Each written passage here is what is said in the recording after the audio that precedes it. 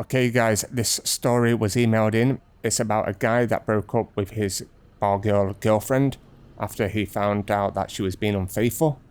But he did it in kind of a funny way that some people may not agree with. So yeah, let's jump into this one. I want to share my story of how I got revenge on my bar girl girlfriend after I discovered she was cheating on me. I know it's shocking a bar girl would do that, right? I'm sure a lot of you might think that I should have just left it and not have acted the way I did. And maybe those of you that think that are right, but I didn't, so I thought I would share this. I have been a frequent visitor to Thailand for a while now, and I became quite addicted to the place.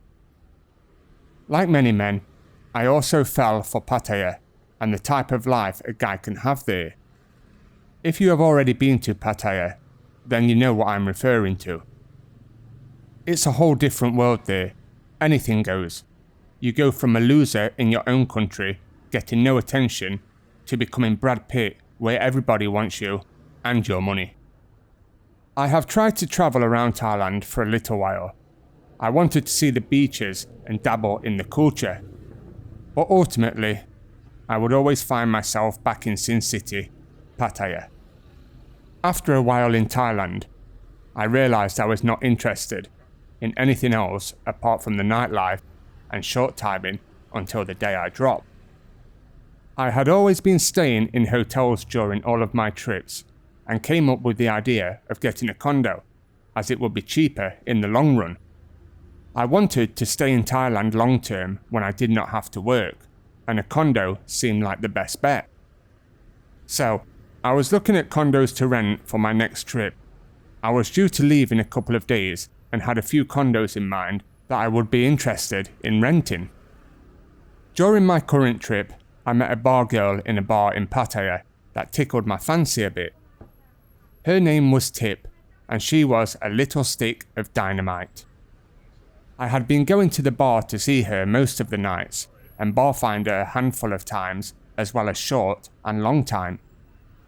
I enjoyed her as a paid companion at first, but something in me wanted a bit more than that. I did keep asking her out on a proper date, but she kept rejecting me sweetly. That did not put me off though.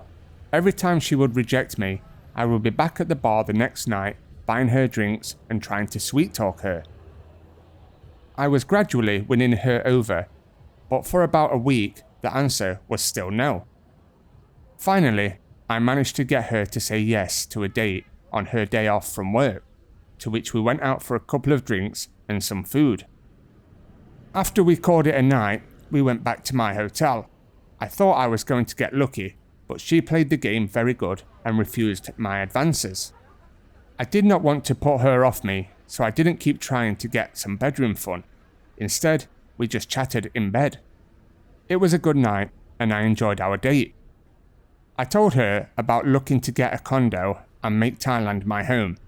She rolled her eyes as if to say, I've heard it all before. It was time to leave Thailand again. We promised to keep in touch, and I went back to my job. I work in the Middle East, by the way, and although the money is good, I absolutely hated the area that I was in. This gave me motivation to work on getting a condo. I had managed to contact and sort things out with the admin of one of the condos I liked, and it was all set up for me to move in on my next trip. He sent me a copy of the contract to sign for the condo, and all was set. I showed Tip the contract to prove to her that I was going to make Thailand my home and had made the progress in getting things in order. We was talking for a few months, and she kept dropping hints about sending money. Tip's favourite hint was, I'm angry, my flatmate has not come up with her part of the rent and now I face getting kicked out. This was just another way to say, are you going to pay my rent? Other occasions was the normal stuff, like family needs money, brother is in debt, you know the drill. I just played dumb to her hints and waited for her to just ask me straight to send some money to help out with whatever she needed. One time, I called her phone and some other girl answered. You boyfriend of Tip? She asked. No, I replied. I wondered what the hell she was talking about. At first I thought she got me mixed up with somebody else. After talking with Tip, she said she classes me as her boyfriend, which is fine with me, but I would have liked to have known about it. As soon as I got back to Thailand, Tip met me at Bangkok airport with a smile on her face, and we were soon in a taxi to Pattaya, ready to check out my new condo. The condo was just what I was looking for. It was a one-bedroom condo, but it was very spacious. I was able to set a desk up in there so I could work remotely when I had the chance, and all the TV channels for Tip to enjoy her Thai shows. It was also a 5-minute walk to Soi Buakhao, so if I did want to have fun now and again, I wouldn't have to travel far. Our relationship started to go pretty fast after arriving in Thailand for the second time. Before I left Thailand last time, she brushed me off a lot like I've said, but this time she was very clingy and wanted to be around me all the time. After a few days of moving into the condo, she invited her mum, stepfather and younger brother over without asking me. She only told me on the day that they were coming, therefore I had nothing planned. If I knew they was coming, then maybe I would have made plans to do other things rather than be around all of them. I met the family. Not much English was spoken by them, but I could just feel that they were rude people. Her stepdad did not say a word to me, even though he was eating my food, drinking my beer, and watching my TV. A couple of weeks after me being there, Tip got the boot from her bar because she had missed her shift too many times to be with me. I told her I would give her some money to take to the bar to pay for the bar fines, but she did not seem interested or care that she had been fired. The roommate not paying rent excuse kept coming up as well, so I thought it would be a win-win if she moved in with me. I wouldn't mind having a hot maid. She could stay rent-free and I would support her with money for a short time until she got back on her feet and got a job. It was my fault after all that she lost her job, so I guess helping out was the least I could have done. Because she was jobless, I thought I wouldn't see her much because she would be out looking for another job or doing something about her finances. How wrong was I to think that? Her main pastime was sleeping and watching TV all day, occasionally cooking us food if she felt like it, but most nights we would order grab food. Her intentions of looking for a job soon became non-existent, and it looked like she was planning to live off the little money I would give her every day. It's not her fault. I was stupid and let her take advantage. She did not have to work while I was giving her money, and she could lounge around all day. There was many times that in the afternoon she would tell me that we are going out with her family tonight. She would always leave it last minute to tell me important things. I couldn't stand her family by this point. They would always want to go out to fancy restaurants, with dummy here paying the bill. But that wasn't it. When it was time to go, Tip would ask me to give her parents a few thousand baht. I think my girl started to think I had a money-making machine hidden in the condo somewhere. I had to go back to the Middle East for a few months for some business. Tip would be staying in the condo while I left. Once I returned, that very first night she informed me she had invited her brother and his girlfriend over to the condo the next day. I was annoyed, but it soon turned to anger when their couple of hour visiting turned into a 4-night stay over. Bear in mind, like I said, my condo is a 1-bedroom condo, the bedroom obviously being for me and Tip. The last straw was when her brother and his girlfriend was due to leave and go back to wherever they came from. Tip asked me to give him 10,000 baht because he was in trouble with the wrong type of people and needed to pay them. I reluctantly gave them the money, and for the first time stuck up for myself, telling them never to come around here again.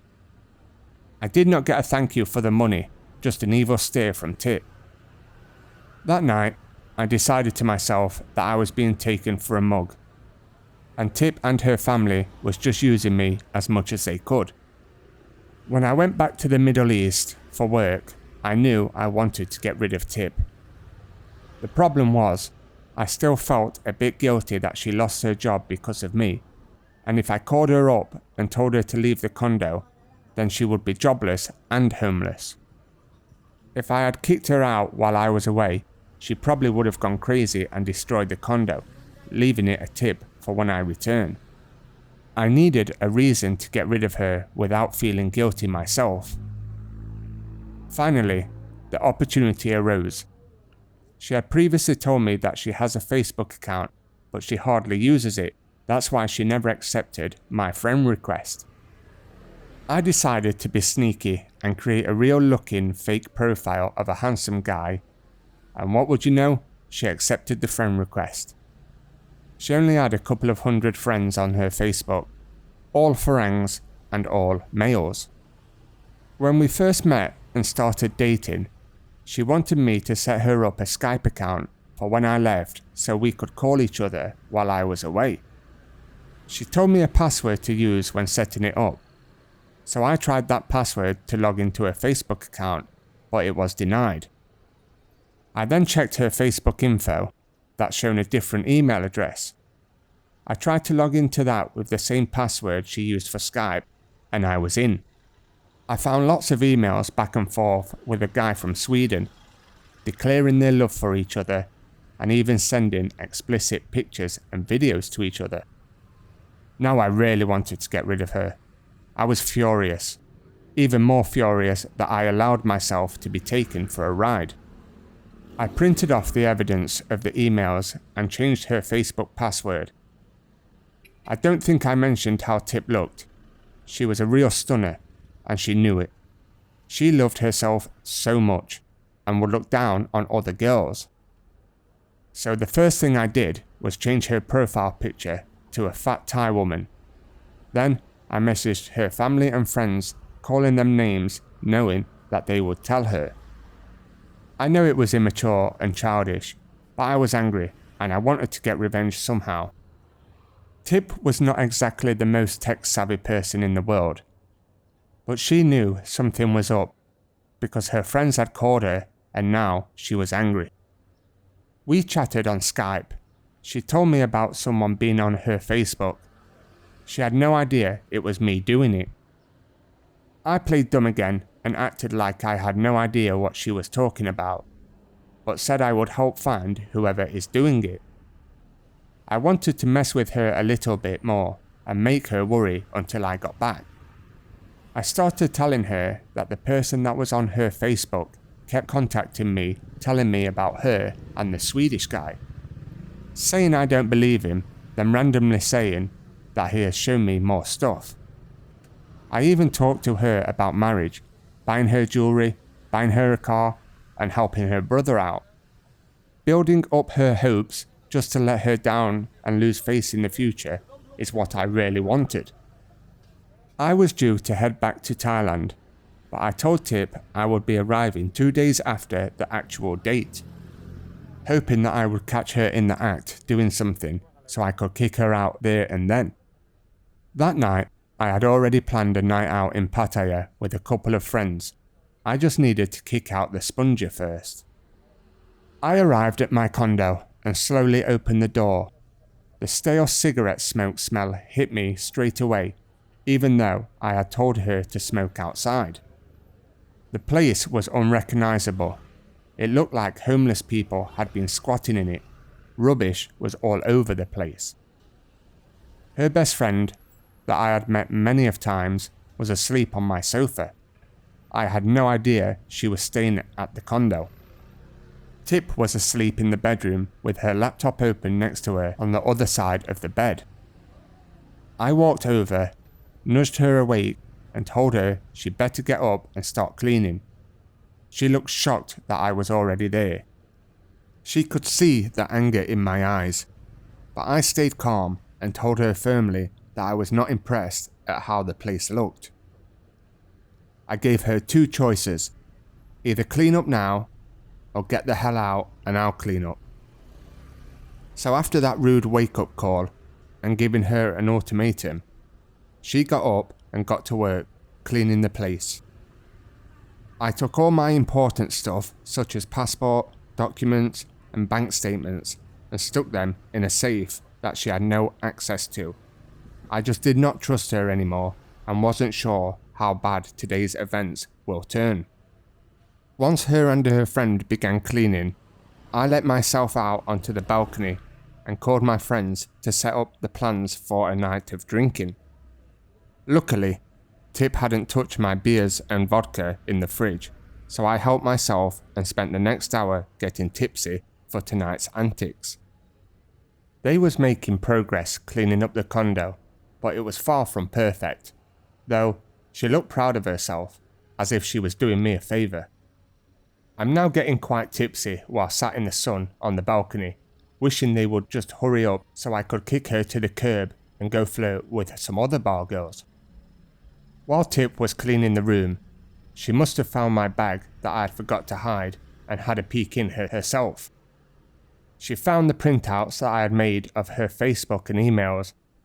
Combined with my anger and drinking alcohol, I had completely forgot about hiding them.